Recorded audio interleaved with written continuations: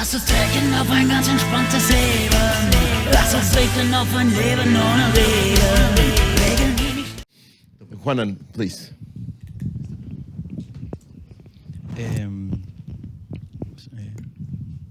Wait a second, please. For question. Tilo, we know that you are a great film fan, that you are excited by the work of directors as prestigious and different as Charles Chaplin, David Lynch, or Lars von Trier. As a kind of a game, we propose you to share with us the following. If you could choose the filmmaker you would like to direct a Lacrimosa video clip, who would you choose? Have you ever considered it? Is there any film director whose glance you feel connects with the sensibility that characterizes Lacrimosa? And what song would you like to be illustrated by this director? Are you kidding me? This is the question of all questions you are asking. Yeah. Wow. Of course, Charlie Chaplin is the source of inspiration of many, many, many things in Lacrimosa.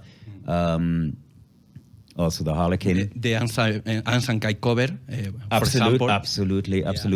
My entire attitude towards emotions, expressing emotions, I learned from watching his movies. I watched them day and night.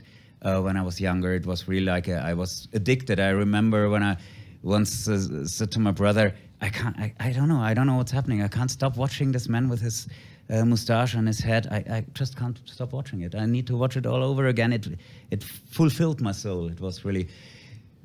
Still, I wouldn't ask him to do a Lacrimosa clip because first, he never adapted the work of any other people. Secondly, since he's the source of many things, he couldn't be the executor. Coming down to David Lynch, yes and no. I admire many of his films, but I also have some problems with some of his films. Oh, yeah. And also with the second or the third, I think it's the third part of Twin Peaks, the ending, and there are some things where maybe I'm not intelligent enough, I don't know, but things that I don't understand, and I wouldn't like somebody to make a Lacrimosa video which I wouldn't understand. So there's Lars von Trier left, and I would love it if he would do it, because if he would do it, I think there's the difference between those two. I think David Lynch oh God, it's really dangerous what I'm saying here now. But it could be, maybe it could be that he's sometimes not 100% sure what he's doing and just trying out and let the people decide if it's... And I think Lars von Trier is always exactly knowing what he's doing, and he has a whole universe in his mind, and we as the audience are allowed to sometimes watch into or take a step into this universe. So I think that would be the guy. I think that Lars von Trier and Lacrimosa need to create something like a new audience with each new album. Mm-hmm. Because they are Melancholia, fans of the Idiots, fans of Europa. Yeah, and fans of Leidenschaft, and fans of Testimonium, and fans of Angst, and fans of it's Stiller. very different. Exactly, yeah. That's really good. Sorry, I was with the microphone here. Yeah, there are, quickly, there are fans of each film of Lars von Trier and fans of each Lacrimosa album. Yeah, sorry. Okay, another interruption. Can you turn the air conditioning bit down, because I'm sitting right in the spot here. Thank you so much. Yeah, it's really fascinating because this is also something that connects somehow the Last Frontier. I always want to say Last Frontier because in German it's from.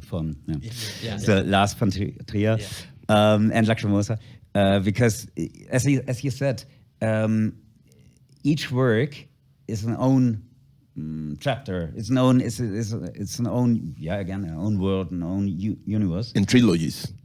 Yeah. Yeah. Also, yeah. And it separates sometimes the people. The audience is always wants, if it's a band or a movie maker or whatever, wants to categorize the form of art I do. And if a director steps out, for example, a director who's always doing comedies like Edwards, for example, and then doing a serious movie, the people are like, "Oh, what's going on?" So the people who loved the times of Idiots and this whole how was it called actually? They had this dogma, the dogma, which Lars von Trier created. And Bintenberg, yeah. Yeah, and if you love those, then you can't like the movies he's doing now because they're so different. And where, for example, the music, like in Melancholia, is such an important part. Okay. Yeah, and before music was kind of forbidden, so it's so different.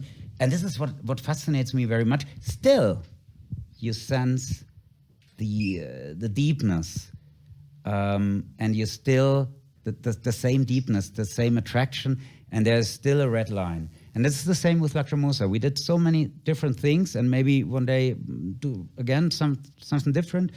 But you will always, like you have the heart of Lars von Trier in his movies, you always will have my heart in Lacrimosa, and that's the red line. And this is so fascinating to combine those, and that's the reason why I think he would be the right one.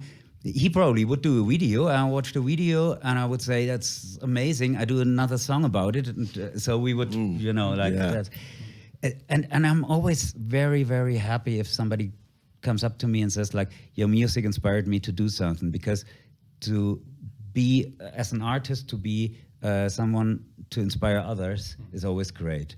And Lars von Trier is really somebody who I think is inspiring, at least for me. Okay, thank you. Thank you very much, Tilo.